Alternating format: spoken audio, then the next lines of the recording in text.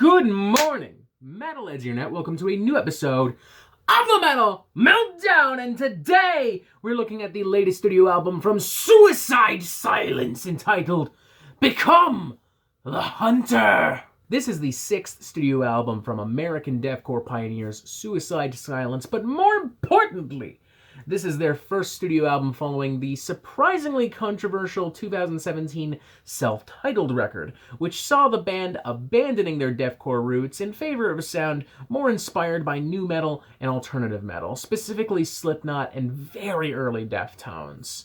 A move so drastic that pretty much the entire Suicide Silence fanbase ended up interpreting this album as some kind of betrayal, and looking back, it was probably the most hated record released in 2017. And honestly, I still don't really understand why that album received the backlash and extreme hatred that it did. I mean, for one, objectively speaking, the band's embrace of nu metal shouldn't have been too shocking. They had previously flirted with deathcore pretty heavily on their third album, The Black Crown, which even featured Jonathan Davis on a couple of songs. But more importantly, I just really enjoyed the album and thought it was kind of ambitious of Suicide Silence to step so far into new territory. I liked how deranged some of the lyrics and melodies were, and I liked how messy and dangerous the entire record felt. It was wild, it was dark, it was psychotic, it was unpredictable. Not something I can necessarily say for some of Suicide Silence's early records, as strong and entertaining as they may be in their own merits. But unfortunately, it ultimately doesn't matter what I have to say.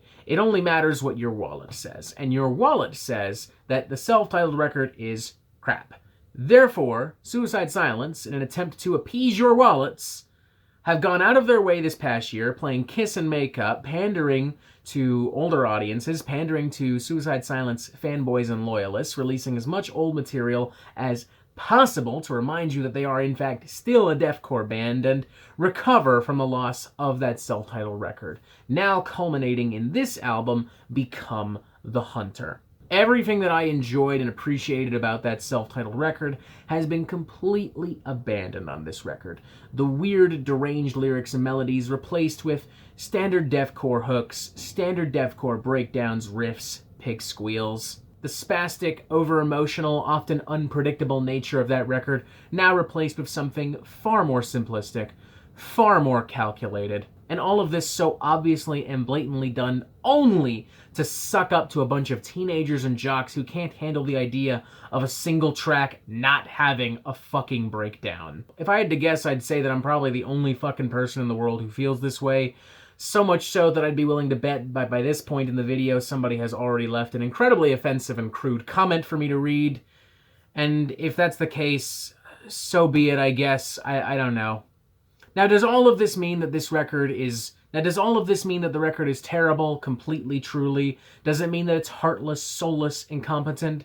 No. As disappointed as I am in the band literally selling their soul to pander to fanboys and elitists, I'll give credit that, objectively speaking, there is some pretty good material on here. In fact, if we're talking about strictly the standard deathcore template and what is expected of this genre, it's some of the best. Two Steps, for instance, I think that's a pretty raucous and energetic jam. I legitimately found myself headbanging pretty hard to this thing when the promo single dropped. I won't lie. It's a banger. It really is. In Hiding is a strong cut as well. I like the barrage of bass, drum, and guitar throughout this track. And I like Death's Anxiety as well. This song is where we begin to see Suicide Silence dip their toes a little bit further into some more extreme flavors and musical concepts, and it makes for one of the most sonically heavy tracks on the whole thing. And I do like that in some subtle ways the band is still showing an interest in some experimentation. Take, for instance, a track like The Scythe, which does have these very ambient, atmospheric passages, laced with some pretty demented vocals and some really heavy guitar parts. Same goes for a track like Serene Epstein, which opens with some pretty melodic acoustic guitar before evolving into a more progressive kind of death metal number with a lot of heavy hardcore breakdowns. And I also like that across the album we're seeing some more traditional thrash and heavy metal solos interlaced within the deathcore sound. Musicianship is solid. I'd even go as far as to say that this is probably one of Eddie Hermita's best performances of his career, and the whole thing is mixed and wrapped in a pretty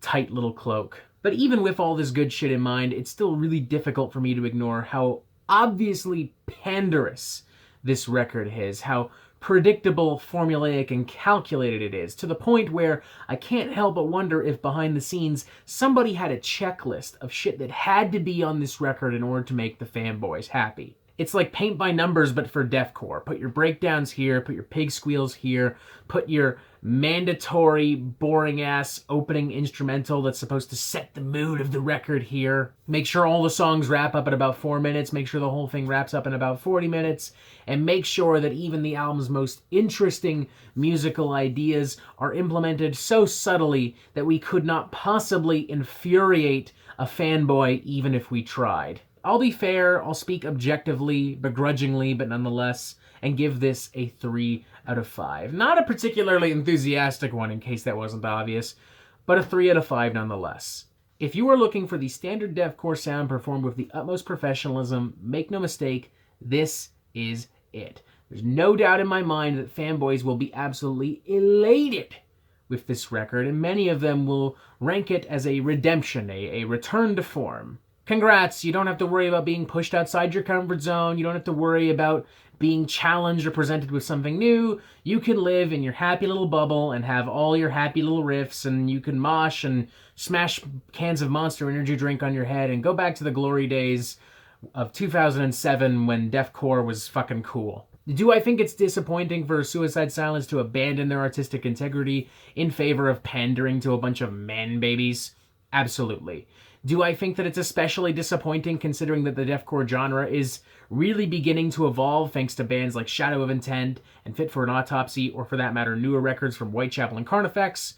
Absolutely. And do I genuinely find it disheartening that a fan base can literally bully a band into submission, into making them make the exact same type of record that they want? Yes, I do. But hey, as we've already made clear, I'm definitely in the minority, and at the very least, they've succeeded in the one place where they arguably needed to succeed. My only hope now is that in the future, the band can expand on this foundation and some of the experimental ideas that remain intact on this record to create something a little bit more engaging and challenging next time around. Until then, become the hunter. In my opinion, horrifyingly disappointing, but hey, it's still decent, I guess. I don't know. If you don't mind a band selling their soul, then I guess it's decent, I guess. I know it probably sounds weird for me to settle on a 3 out of 5, considering how much shit I've talked about this album in this video. But again, I'm not arguing that it isn't well-made or entertaining. I'm simply thoroughly upset with the process that brought us to this record. And that is it for the Metal Meltdown. I'm not an expert, nor do I claim to be, so what do you think? Do you like this record? Do you not like this record? And what do you want to hear from me next? Thank you for watching. Make sure you press subscribe so you get updates on the Metal Meltdown fucking immediately. And you have yourself a fantastic fucking day.